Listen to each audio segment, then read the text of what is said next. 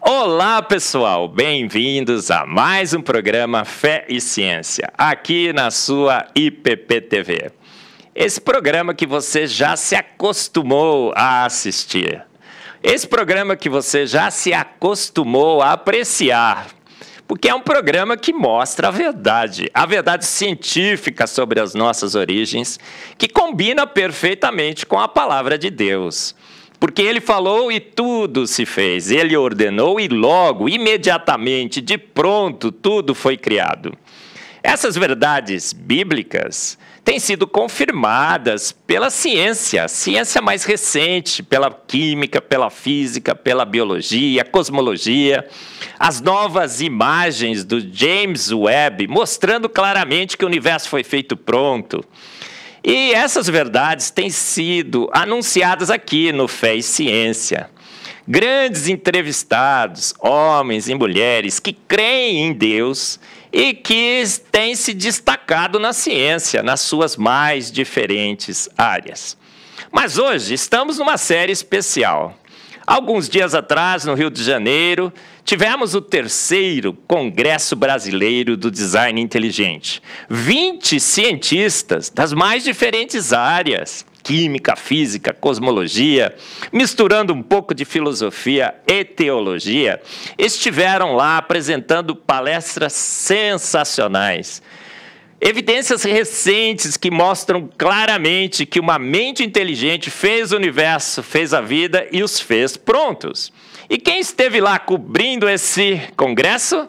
A IPP-TV, o Fé e Ciência, com exclusividade.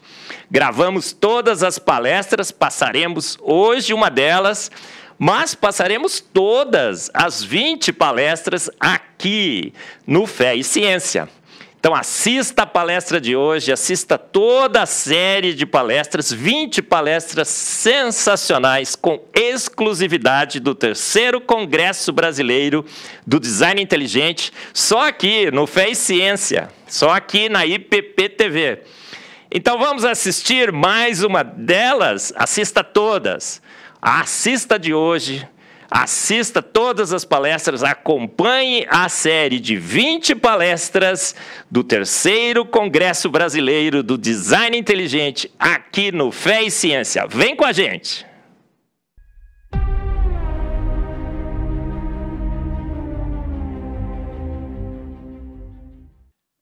Me disculpo, pero hablaré en español. Trataré de ser claro. Y eventualmente usaré alguna expresión en inglés o en portugués para ser más claro.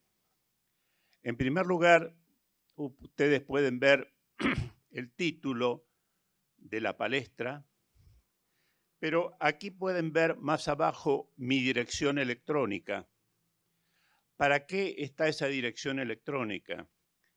En los últimos 3 años, yo publiqué algunos papers en revistas académicas, uno sobre la posición de la Iglesia Católica respecto de la evolución o de la teoría de la evolución, una historia de la Iglesia Católica con respecto a la teoría de la evolución.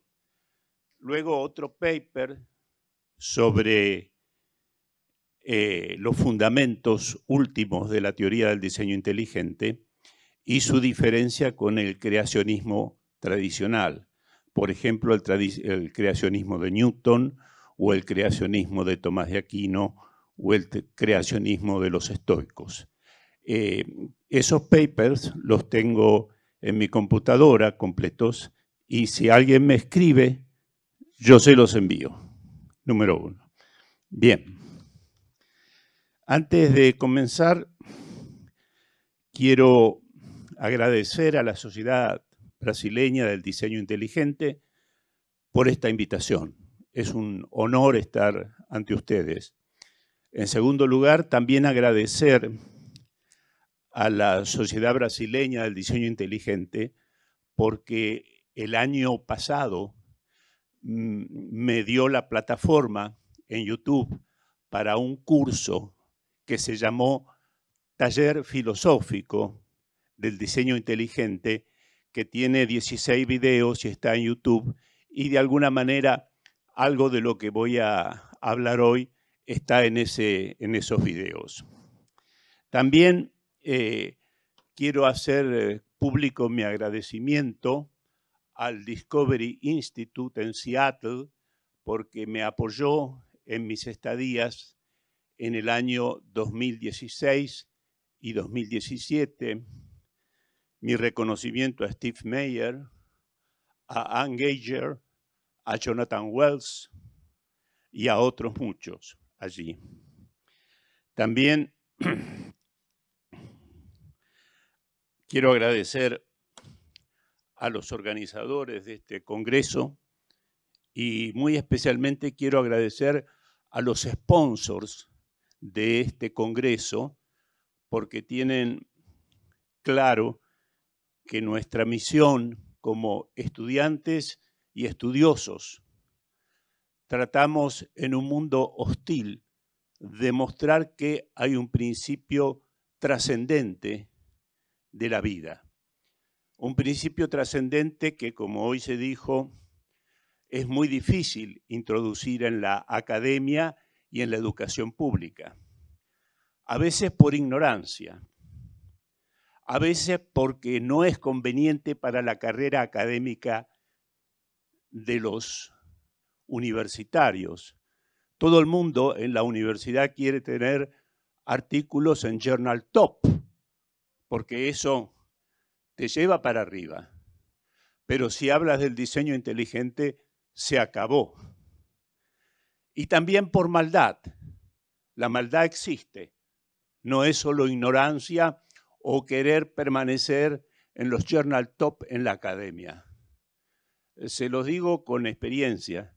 Yo publiqué varios artículos, incluso libros en Springer, pero cuando comencé a hablar a favor del diseño inteligente, se acabó.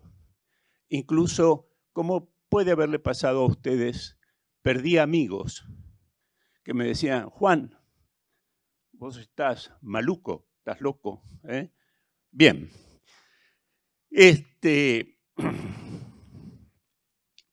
Yo doy por supuesto en esta conferencia que el público, ustedes, están familiarizados con qué dice en general la teoría del diseño inteligente. Por ejemplo, el cámbrico, los fenómenos de convergencia, los genes huérfanos, la complejidad de la información genética. Yo supongo que eso en general se conoce. Ok. Lo último, antes de comenzar, mi approach, mi abordaje, mi perspectiva es la filosofía y la metodología de la ciencia. Quizá algunos en el público se pregunten qué es la filosofía de la ciencia y es muy fácil caracterizarla. ¿Qué es una ley? ¿Qué es una teoría? ¿Qué es una hipótesis? ¿Y cómo se confirma una hipótesis o una teoría? Bueno, esos son los típicos temas de la filosofía de la ciencia. Bien, dicho esto, comenzamos. En primer lugar, ¿qué es la TDI? La TDI es una hipótesis explicativa de la ciencia natural. Algo importante, ¿por qué si se llama teoría le llamamos hipótesis? El término teoría, la palabra teoría, tiene muchos significados. Es imposible, yo puedo decir, tengo la teoría que Bolsonaro le va a ganar a Lula. Bueno, es un modo de hablar de teoría, pero tenemos que ser más finos. Una hipótesis explicativa dice por qué algo es como es o de dónde proviene. Entonces, vamos a hablar de la hipótesis del diseño inteligente. Después podemos discutir, porque tendremos al final del día, qué es una teoría y por qué se puede hablar de una teoría. Pero pongamos que es una hipótesis explicativa de la ciencia natural. No es una hipótesis religiosa, no es una hipótesis matemática, no es una hipótesis sociológica, es una hipótesis de la ciencia natural. ¿Y cómo sé que es una hipótesis de la ciencia natural? Muy simple, porque saben ustedes que una de las acusaciones más comunes contra la hipótesis del diseño inteligente es que es pseudociencia, pseudoscience o no ciencia. Sin embargo, ustedes saben también que se dice que si algo es ciencia, es falsable. Falsable quiere decir que uno debe decir bajo qué circunstancias estaría dispuesto a decir estoy equivocado. ¿Y es falsable la hipótesis del diseño inteligente? Sí, totalmente. No falsa, falsable. Si, por ejemplo, las bases del ADN se unieran en función de regulaciones físicas o químicas, esto es, no fueran independientes, como no son independientes los compuestos químicos, bueno, sería falsa. Si la secuencia de nucleótidos fuera periódica, no aperiódica, si fuera periódica, 100 timinas, 100 citosinas, 100 guaninas, también sería falsa. Pero no lo es, porque es un conocimiento experimental duro que las bases son independientes unas de otras. Entonces, cuando nos dicen, ¿es pseudociencia, no es falsable? Sí, es falsable. Si hubiéramos descubierto que las bases se unen en función de leyes naturales, diríamos, bueno, ok, habrá que averiguar quién creó esas leyes. Pero no, las bases son independientes. Por eso se puede aplicar la teoría de la información. Bien, seguimos. ¿Qué afirma la TDI? La TDI afirma que la vida y los seres vivos fueron diseñados por una inteligencia.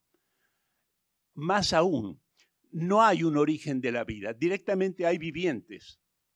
La vida no se originó, se originaron los vivientes directamente. Y es importante este punto porque hay que distinguir muy claramente la TDI de otras hipótesis como es el principio antrópico, el argumento Kalam u otras hipótesis creacionistas como la que tenía Newton, entre otros. ¿Por qué? Porque las hipótesis y también las teorías se especifican por los puntos de apoyo. Y el punto de apoyo, como vamos a ver ahora, de la TDI no es el mismo punto de apoyo del argumento Kalam, que se basa parcialmente en la teoría general de la relatividad, o del principio antrópico, que usa otros puntos de apoyo. Hay que distinguir, si bien el argumento Kalam, el principio antrópico y la TDI intentan hacer razonable que hay un principio trascendente del universo y de la vida, los puntos de apoyo son diferentes y por lo tanto son hipótesis diferentes. Si ustedes quieren llamarlas teorías, ok, no hay problema, no hay problema. Bien,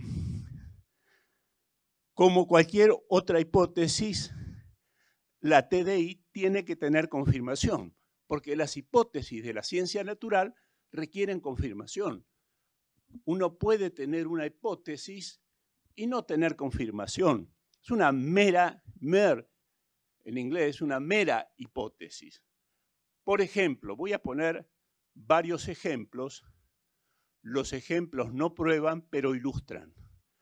Supongamos que alguien dice, hay vida fuera del sistema solar. Ok, es una hipótesis, pero no tiene confirmación. Las hipótesis para entrar al mundo de la ciencia tienen que tener confirmación.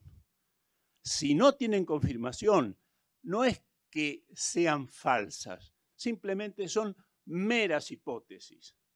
A veces una hipótesis puede tardar muchos años en tener confirmación. Y aquí me adelanto a algo. Quizá muchos de ustedes escucharon hablar del obispo anglicano Paley. Paley vio los vivientes y dijo algo tan complejo no puede surgir de las leyes naturales. Pero él solo tenía una visión intuitiva de la complejidad. No lo podía tener una visión matemática. Yo digo, este reloj es muy complejo, pero matemáticamente hablando, ¿cuán complejo es? No sé. Ahora podemos medir la complejidad y ver si esa complejidad puede ser alcanzada por medio del azar o de un proceso de ensayo y error. Es la gran obra de Dembski. Entonces, confirmar, que en inglés decimos to confirm o to corroborate, toda hipótesis para ser científica tiene que tener confirmación. Adelante, por favor. Bien, hay que tener muy presente, desde el punto de vista de la metodología de la ciencia, que tener confirmación no es equivalente a ser verdadero. Es más, puede haber dos hipótesis contrarias que tengan confirmación. Esta fórmula, que es una falacia, muestra por qué que una hipótesis tenga confirmación no significa que sea verdadera.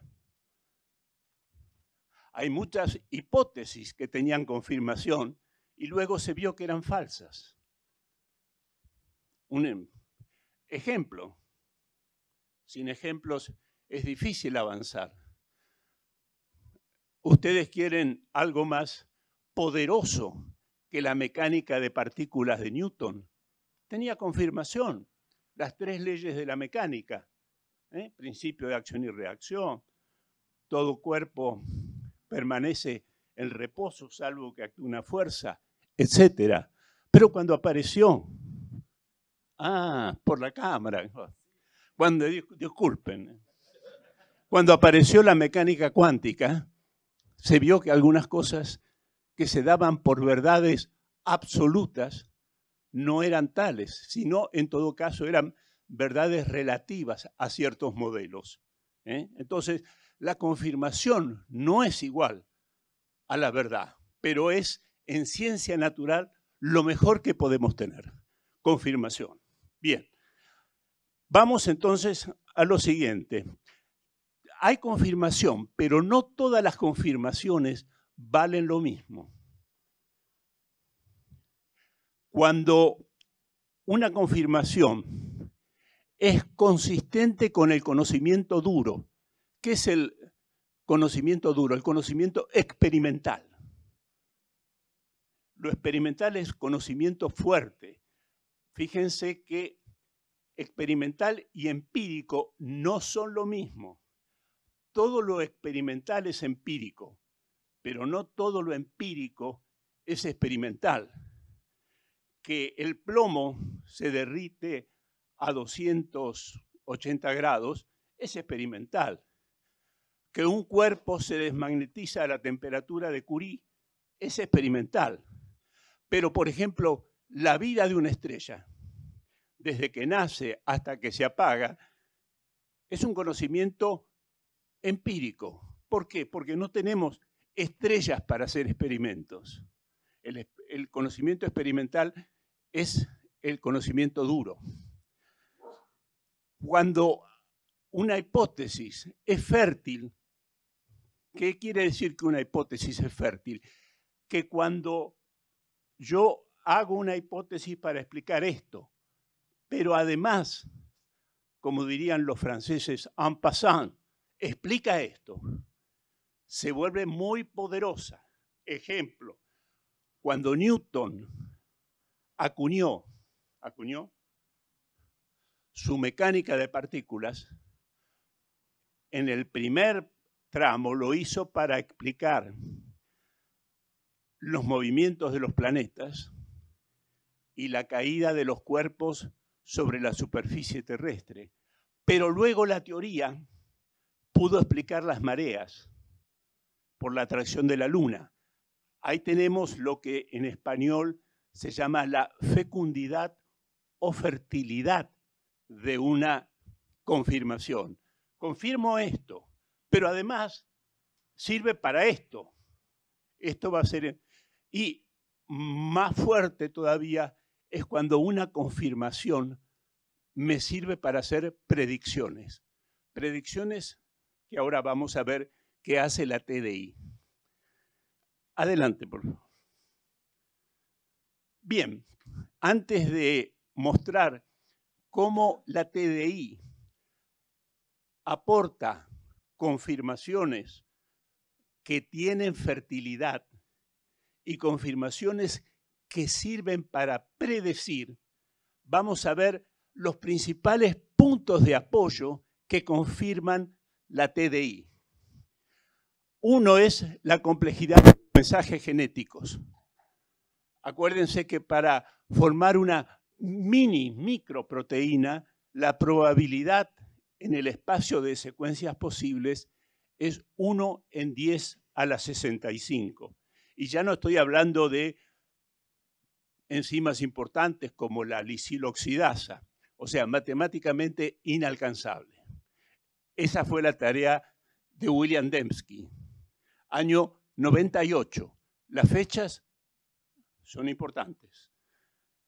Las entidades de complejidad irreductible, la obra de Michael Behe, la coagulación de la sangre, el flagelo bacterial y algunas otras estructuras viejas conocidas como el ojo.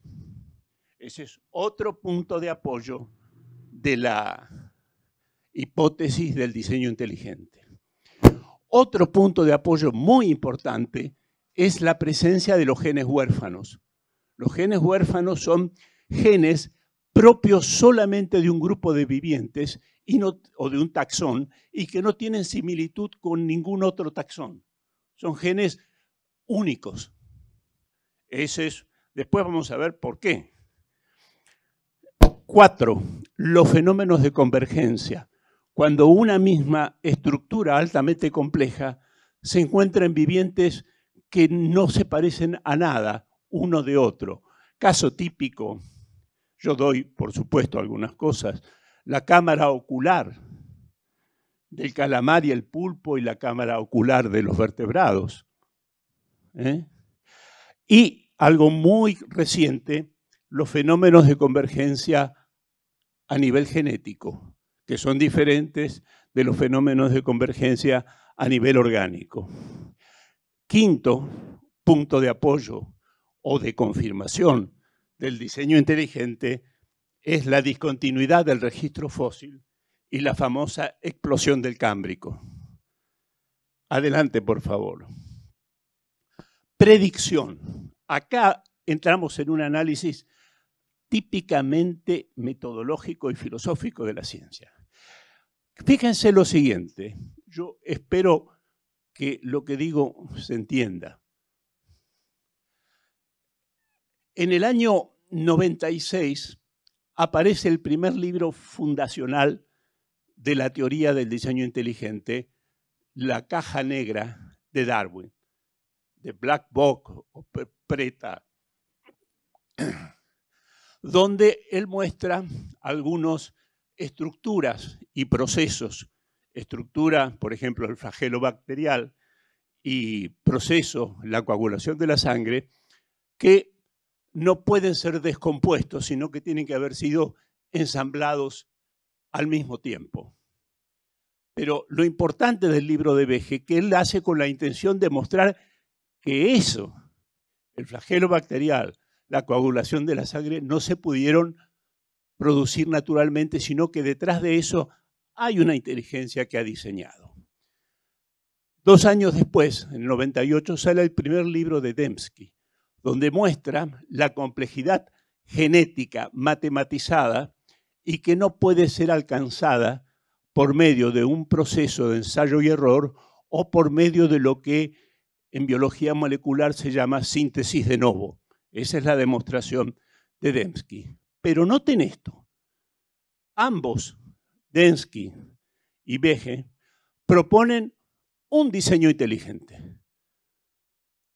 Ahora, y acá viene el paso crítico que yo trataré de explicar. Si ellos proponen un diseño inteligente, están proponiendo un universo de la vida donde tenemos que ver que los vivientes comparten algunas cosas en común y algunas cosas que son específicas. ¿Qué quiero decir con esto?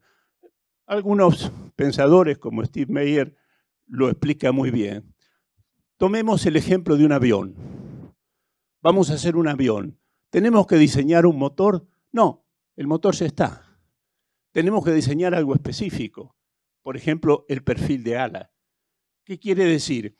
Que estoy diciendo que si hay un diseño inteligente, en los seres vivos vamos a encontrar algunas cosas que son comunes a todos, por ejemplo, los catalizadores, y algunas cosas que son específicas, por ejemplo, los vertebrados, la enzima lisiloxidasa. Ese es el mundo que yo proyecto si supongo que hay un diseñador.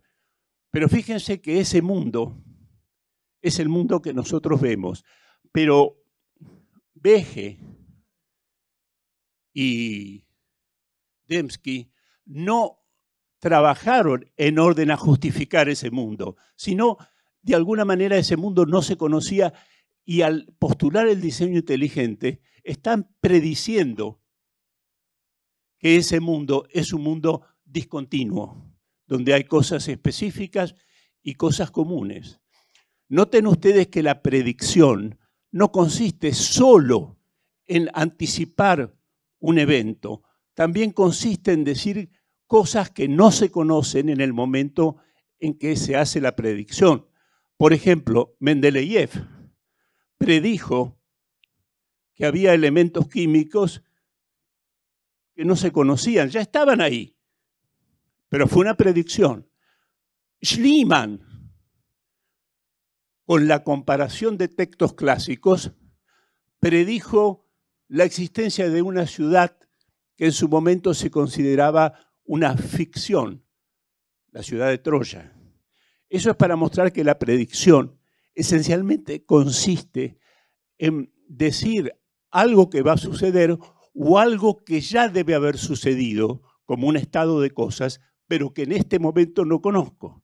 Y cuando Dembski y Behe hicieron sus libros para otro fin, que es la complejidad genética, en el caso de Dembski, y los fenómenos de complejidad irreductible de Behe, ellos, al postular un diseño inteligente de la vida, estaban postulando también un mundo de la vida que es discontinuo, donde vamos a encontrar que para cada viviente hay soluciones específicas, estructuras y procesos específicos y también estructuras y procesos comunes. Así trabaja un ingeniero. Si vemos el mundo de los artefactos humanos creados por la inteligencia, vamos a ver que muchas cosas comparten el mismo mecanismo, pero después tienen mecanismos específicos. Entonces, ahí vemos una predicción. El diseño inteligente, al haber postulado la existencia de una inteligencia, superinteligencia creadora, está prediciendo un mundo de la vida donde vamos a encontrar soluciones comunes y soluciones específicas. Eso es lo que se llama una predicción.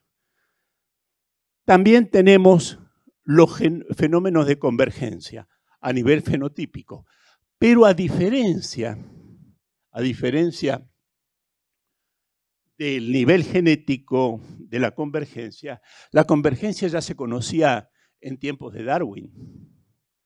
Pero, ¿qué es lo bueno o lo importante de Michael Behe y William Dembski? Que con la hipótesis del diseño inteligente, ellos explican, acá tenemos el caso de fertilidad, explican también lo mismo. No fue la intención de Dembski explicar los fenómenos de convergencia. No fue intención de Michael Behe explicar los fenómenos de convergencia, pero al postular un diseño inteligente de la vida, van a poder explicar después por qué hay convergencia. Porque un supremo ingeniero, si me permiten hablar de ese modo, es lo que hace. Algunos recursos son específicos y otros recursos son generales. Entonces, la doctrina del diseño inteligente, la hipótesis o teoría, llámenle ustedes como quieran, fue fértil. Porque permitió explicar por qué algunos vivientes tan distintos comparten las mismas estructuras y procesos. Algo que para los, no quiero hablar de evolucionistas, no tiene explicación, lo ven como una anomalía. Y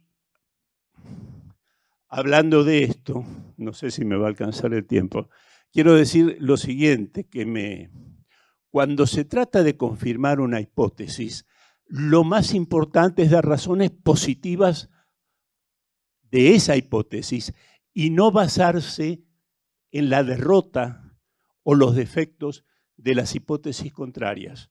Eso se tiene que hacer, pero es secundario.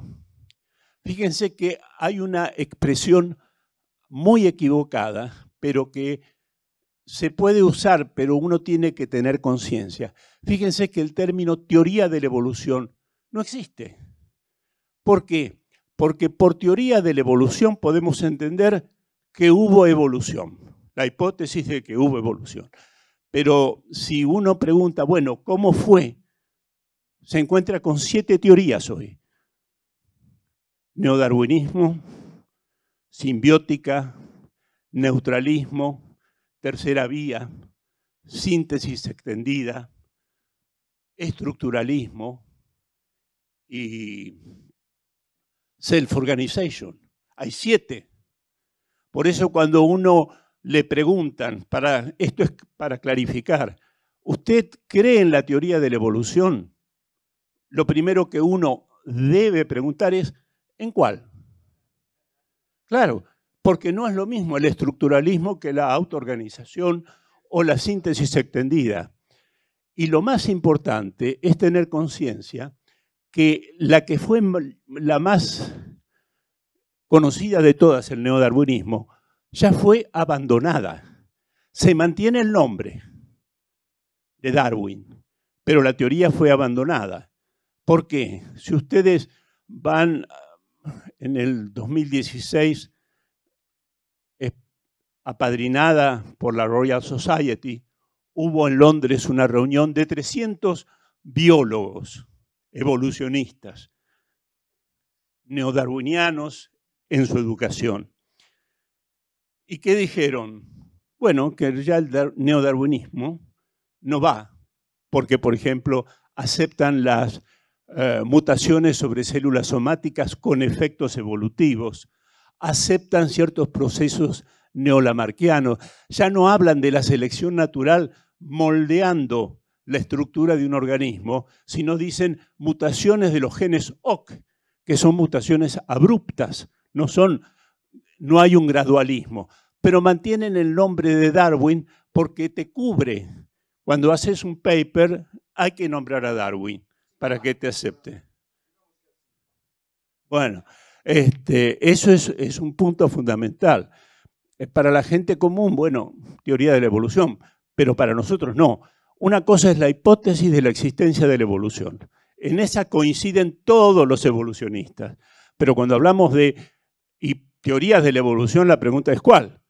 Porque no es lo mismo el estructuralismo. El estructuralismo puede explicar los fenómenos de convergencia a nivel orgánico o fenotípico. El neodarwinismo no, etc. Y para terminar con esta parte y ir rápidamente a la palestra,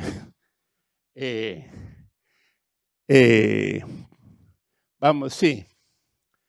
Tenemos que tener en cuenta que lo siguiente. Hace un momento decíamos, la TDI no puede basarse en la derrota, en refutar one by one las otras 7 teorías o teorías en construcción, porque siempre cambian.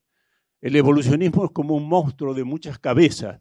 Cortas una y nace otra, modifican la hipótesis. Bueno, pero quizá hay un evolucionista sincero, que no hay, pero sí, no, pero podemos suponer que hay, que dice, ok, hasta ahora no podemos justificar la evolución, pero con el avance de la ciencia aparecerá la explicación.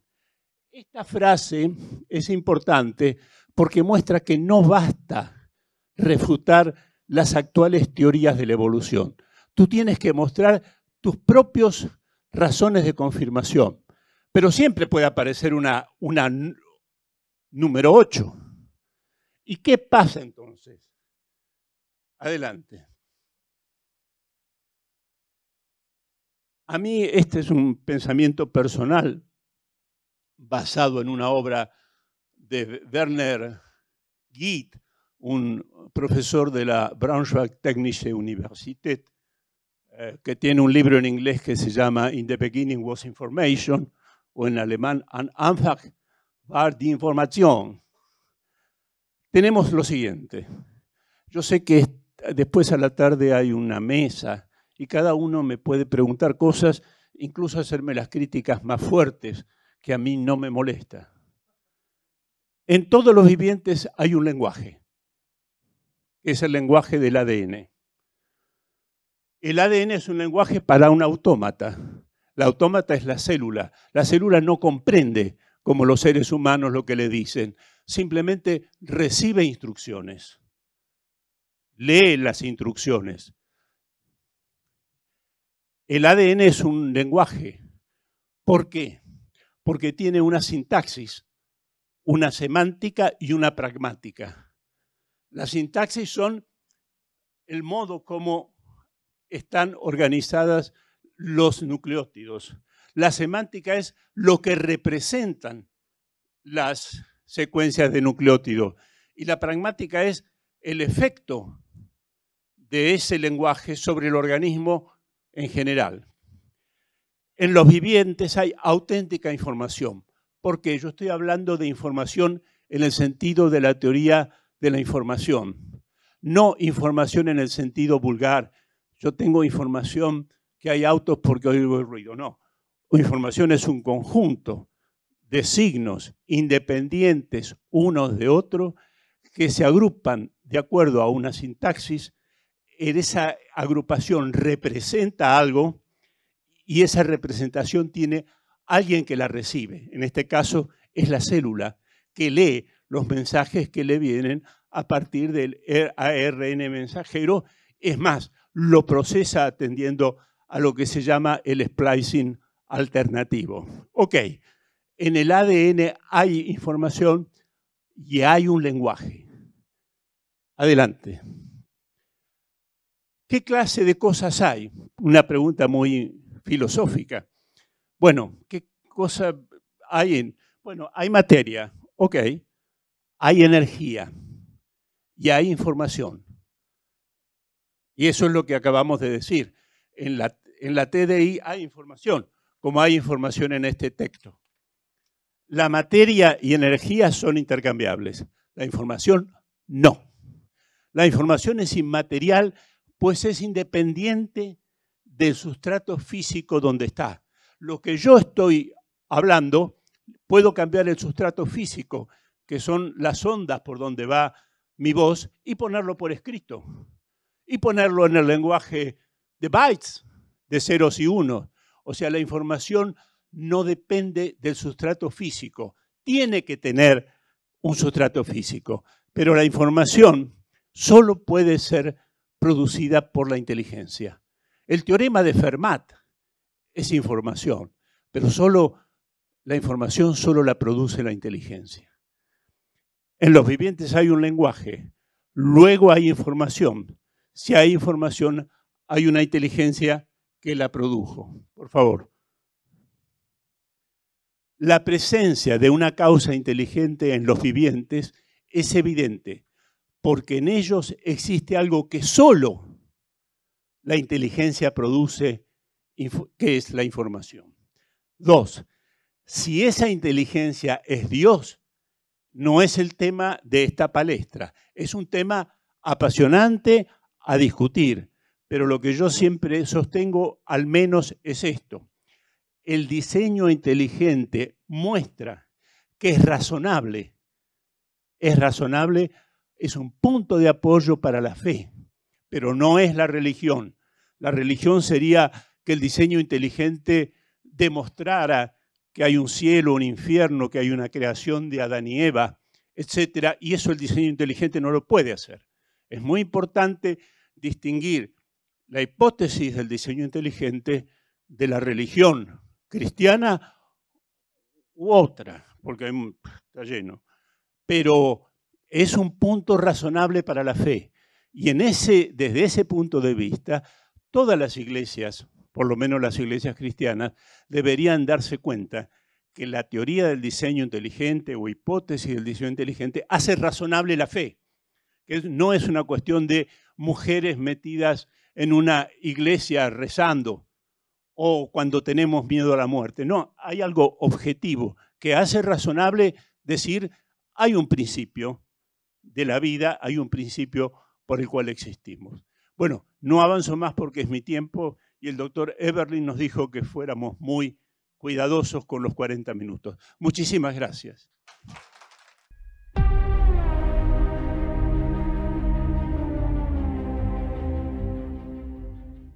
E agora aqui na sala de entrevistas a gente vai falar sobre um tema que faz parte da história e faz parte das histórias que nós ouvimos desde muito cedo e faz parte da Bíblia e que muitas vezes é combatida, que é o dilúvio. O pesquisador Célio Pires está aqui com a gente, escreveu um livro a respeito do tema e quando a gente fala em dilúvio, a gente já abre logo em polêmica, né? Com certeza. Seja bem-vindo aqui. Muito obrigado. Bom poder conversar com você a respeito desse assunto. É muito legal também, gosto de falar desse assunto e muito prazer em falar com vocês também. Com certeza. Bom, a primeira discussão é, o dilúvio foi ou não foi universal? Foi universal. Foi universal. Como é que a gente consegue evidências dessa universalidade? Uhum. Por exemplo, a Bíblia diz que a arca pousou nas montanhas do Ararat. Sim. A base da montanha do Ararat está a 900 metros de altura acima do nível atual do oceano.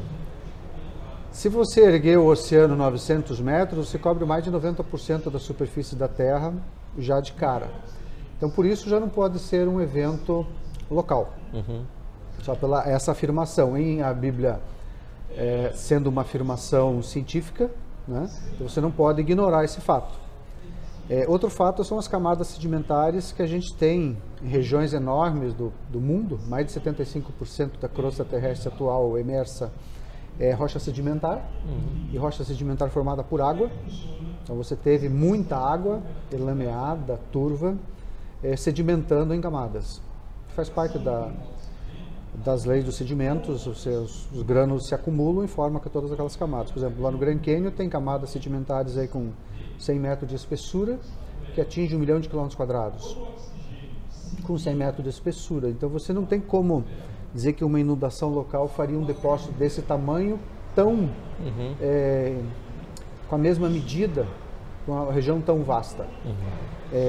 Tem lugares que você tem camadas passando, tipo Estados Unidos, Canadá, e vai terminar na Groenlândia. Então você não pode dizer que um evento dessa envergadura foi local, nem regional, foi mais do que continental.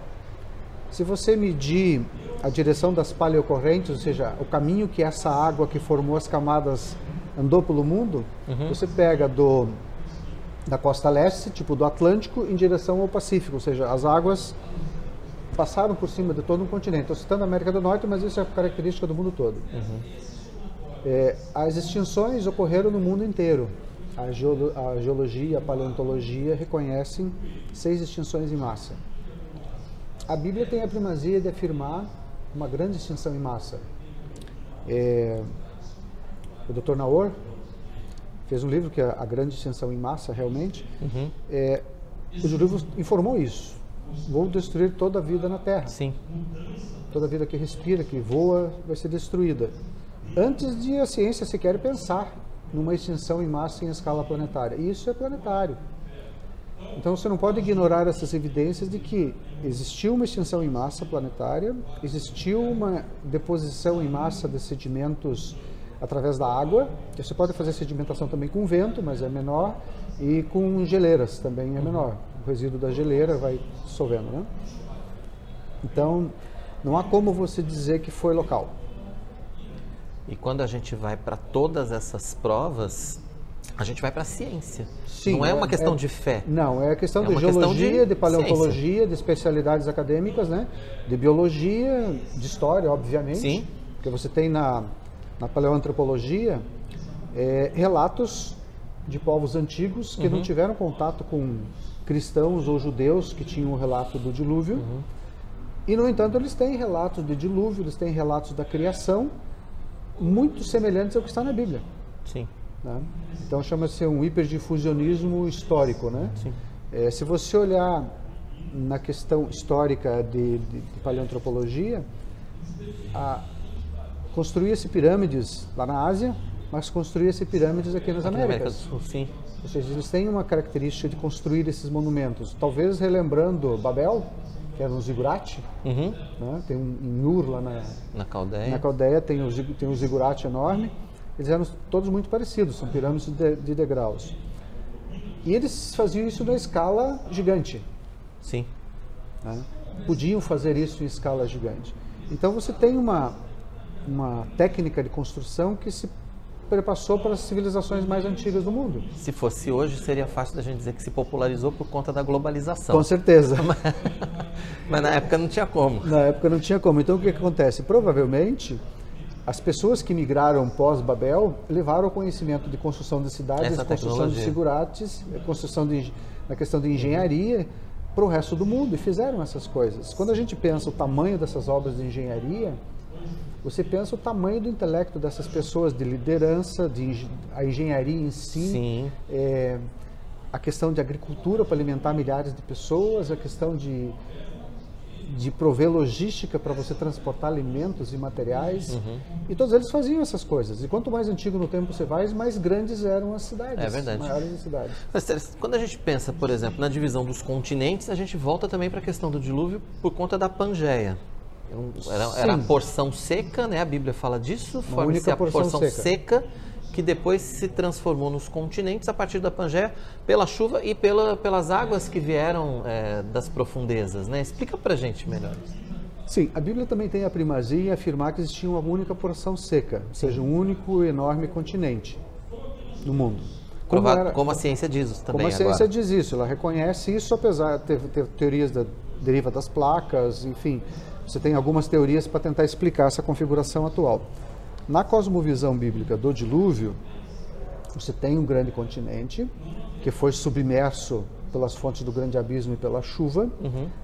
Quais sejam as fontes do grande abismo? Obviamente, águas subterrâneas, ou aquíferos subterrâneos, e água do manto da Terra, do manto superior da Terra, que foi descoberto também. Tem tanta molécula de água no manto superior da Terra, abaixo da crosta, que daria para fazer vários oceanos atuais da Terra. Olha. O que houve? A Bíblia relata que as fontes se romperam. Para as fontes se romper, você tem que ter um evento cataclísmico que leve a essa ruptura. Você não quebra 40 quilômetros de rocha assim. Tá? E essa rocha vazou. Por exemplo, lá no sul, onde que eu moro, Santa Catarina, nós temos muito basalto. É uma pedra do manto que quando ela vaza, quando ela vem como lava derretida, só que não é lava, porque ela é basalto, ela endurece, é uma pedra muito pesada, uma pedra cinza. Ela se espalhou aqui no sul por 1,5 milhão de quilômetros quadrados, ou seja, houve uma ruptura gigante. Se você mapear todas as rupturas de crosta do mundo inteiro, são milhões de quilômetros quadrados de lava. Esses milhões de quilômetros quadrados liberaram água, vapor d'água em uma quantidade absurda. Também as emanações vulcânicas, aquela fumaça preta lá, cerca de 60% dela, até 60% dela, é vapor d'água. Então você leva a chuva, romperam-se as fontes do abismo e abriram-se as comportas do céu. Então você leva uma chuva torrencial. Isso durou 150 dias, a chuva 40 dias, o dilúvio durou 1 ano, você cobriu o planeta de água. Tinha um excesso de água. Tem um capítulo, acho que é Salmo 104, em que Deus faz as águas recuarem, subiram as montanhas, desceram os vales. Esse é um processo de formação de montanhas anticlinais e sinclinais, que você dobra as camadas sedimentares. Isso tem no mundo todo. Isso é um evento posterior ao dilúvio. Isso conseguiu agrupar as águas em excesso em alguns lugares. Só que você sempre ficou com excesso de água sobre a crosta continental ainda. Esse excesso de água teria que ir para algum lugar posteriormente. Muita gente pergunta sobre isso. Para onde que foi água? Eu calculei no trabalho que eu fiz sobre o dilúvio que existem praias elevadas no mundo todo. Esse volume de praias elevadas permite você calcular que as águas em excesso pós-dilúvio eram cerca de 550 metros acima do nível do mar que nós temos hoje. Ou seja, a base a praia seria lá nas montanhas. Tá? Isso é muito interessante porque tem um evento posterior ao dilúvio, que é a formação do Oceano Atlântico. Obviamente a geologia não vai concordar muito com isso, mas você tem evidências de, por exemplo, que a cordilheira de montanhas que tem no meio do Oceano Atlântico, ela já esteve acima do Oceano Atlântico. Hoje ela está uns 2 a 3 quilômetros abaixo d'água. E ela tem lá praias, areias de praia nas suas bases. Tem evidências disso, coletadas por cientistas, né? O Dr. Maurice Wing foi um dos primeiros que coletou. Depois eles coletaram também amostras de plantas aquáticas de água doce na base da cordilheira. Ou seja, tinha lagos de água doce lá naquela região. Então, em algum momento, a crosta, que é hoje o Atlântico, afundou com essa cordilheira e as águas do mundo inteiro vieram para esse novo oceano. Isso baixou as águas em 550 metros pelo menos, e tem evidências geológicas disso. E com o degelo glacial, que foi algo pós-dilúvio, elevaram-se mais 120 metros depois. Com a primeira queda, você teve, historicamente, a migração dos povos lá de Babel e dos animais, porque você tinha regiões de terra seca que eles podiam ir para a Austrália, por exemplo, né? Podiam vir para cá, por exemplo, para as Américas. Né? Com a elevação das águas do degelo glacial, que a Bíblia diz que tem lá, acho que é em Jó que está escrito, que se ele poderia fazer congelar a face do abismo, ou seja, congelar as águas oceânicas. Então teve uma citação sobre uma era do gelo que congelou os oceanos, e as pessoas e os animais podiam passar de um lado para o outro. Com a subida do degelo, isolou. E aí criaram-se os continentes como nós conhecemos hoje. Como nós conhecemos hoje, a geografia atual. É verdade. Bom, a gente podia conversar a tarde toda aqui a respeito desse tema, sem problema nenhum, ia ser sensacional. Mas para a gente fechar rapidamente, eu queria que você falasse a respeito de um outro ponto extremamente debatido, que é a questão dos animais na arca, que tinha de bicho naquela arca, finalmente. A arca era muito grande. Aliás, ela era muito grande para o propósito que ela se destinava. Eu imagino que o Noé tenha feito aquela arca, que é um projeto que Deus deu para ele, para salvar pessoas a mais. Mas, infelizmente, as outras pessoas não quiseram vir. Tá? Nas medidas do côvado, que ele é um parâmetro de medida da ponta do dedo à ponta do cotovelo, ela varia de pessoa para pessoa, né? Sim. O côvado real egípcio, por exemplo, é 52 centímetros, o côvado hebraico é 45 centímetros, mas o côvado sumério é 117 centímetros. Meu Deus. Então imagina o tamanho do braço. Imagina o tamanho do sumério, né? O tamanho do sumério. Nesse côvado sumério, que é o que eu defendo, porque Noé era uma pessoa antediluviana e os sumérios são uma das civilizações mais antigas, também deviam ser grandes. A arca teria 350 metros de comprimento, 60 metros de largura e 35 metros de altura. Muito grande. Um pé direito de 11 metros, mais ou menos, em cada piso. Eu fui de qual é o maior titanossauro que teve. O maior conhecido hoje tem cerca de 7 metros de altura. Tá? Na parte das omoplatas dianteiras, né? Ele tem, obviamente, uns 70 metros de comprimento, só que ele é comprido por causa do rabo e do pescoço. Ele poderia ficar confortavelmente dentro da arca sem precisar ficar abaixado. Calcula-se que foram trazidos cerca de 2.000, 2.300 animais na arca, considerando as aves, considerando os répteis, considerando os mamíferos, considerando os alados, os morcegos, as raposas voadoras.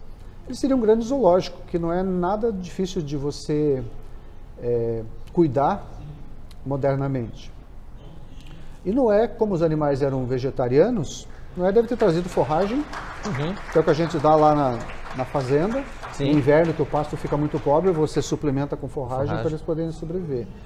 Então não haveria problema nenhum. A arca era muito grande, a quantidade de animais não era tão grande, a arca era muito grande porque ele levou comida, levou água. Sim. Mas mesmo assim o espaço é absurdo. Ou seja, é preciso estudar mais, na verdade, né? Com certeza. A gente precisa estudar mais e aí a teoria do design inteligente também está muito relacionada com tudo isso, né? Com tudo isso, exatamente. Verdade. Olha, obrigado pela sua participação com a gente aqui. Como eu já disse, a gente podia ficar a tarde toda conversando aqui. Com certeza, é um prazer. Eu gosto muito de falar sobre isso. E eu gosto muito, e a gente gosta muito de ouvir também. Obrigado pela sua participação com a gente. Foi um prazer, uma honra. Obrigado. Obrigado.